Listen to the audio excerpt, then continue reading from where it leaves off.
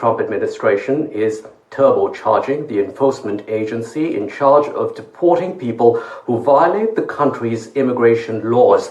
The U.S. Immigration and Customs Enforcement, or ICE, has got a cash infusion of $160 billion. The funds have been allocated as part of Trump's big, beautiful bill, which was recently passed, signed into law. While the Trump administration has said its focus is undocumented immigrants, many worry of a potential fallout on others. Our next guest says there could be consequences for foreign students, H1B visa holders, and naturalized U.S. citizens as well. Kripa Upadhyay is an immigration attorney. She joins us from Seattle. Thank you so much for your time here. Kripa, how does ICE's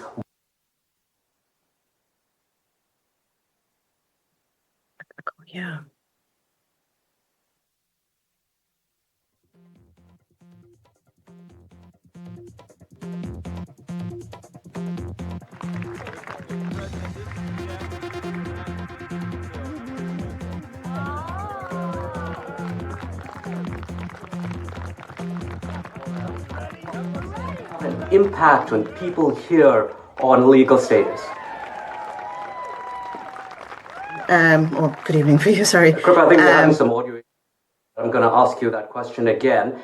How does this ICE $160 billion budget have an impact on people here on a legal status? In a myriad of ways, really. So we've already seen previously student visas, or holders of student visas rather, be threatened with removal and deportation for taking part in protests. There is already information out there about increased scrutiny against student visa holders in particular, where they are now mandated to provide complete transparency as to their social media accounts. And so that's going to continue, right? So anybody on a student visa in the US is basically at risk of investigation and potential removal or deportation for anything that may be construed to be a violation of status. That same thing applies also for anybody that's on a work permit, for example. There have been reports recently of H1B visa holders, particularly from India, that were barred entry into the US because they had spent 60 days or more outside of the United States whilst still on their H1B status, right? So the enforcement piece is just going to be turbocharged.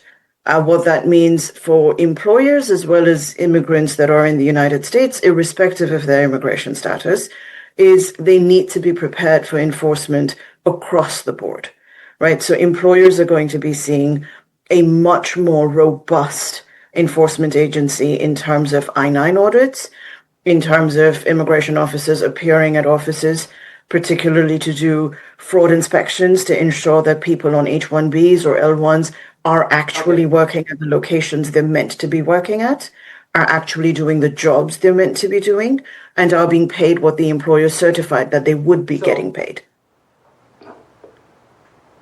Okay, so Kripa, for example, I understand that students would face increased scrutiny, perhaps also H1B visa workers on H1B visas. For example, they work for a company that sponsored a visa. Sometimes an individual might have a side gig, maybe an unpaid one. Would that be a problem, say, as someone who's perhaps doing stand-up comedy every Tuesday night, but not necessarily getting paid for it? Would that be an issue?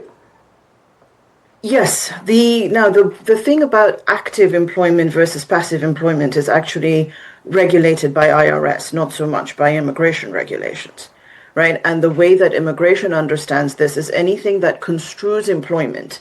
So in the H1B space, in particular, let's say you are working voluntarily for an entity, but that entity normally would have paid an individual to do that same work. You can no longer volunteer.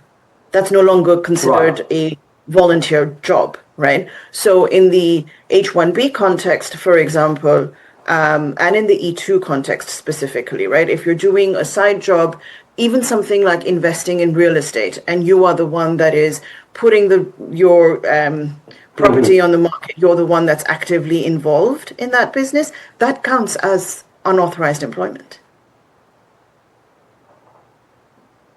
Right, thanks very much indeed.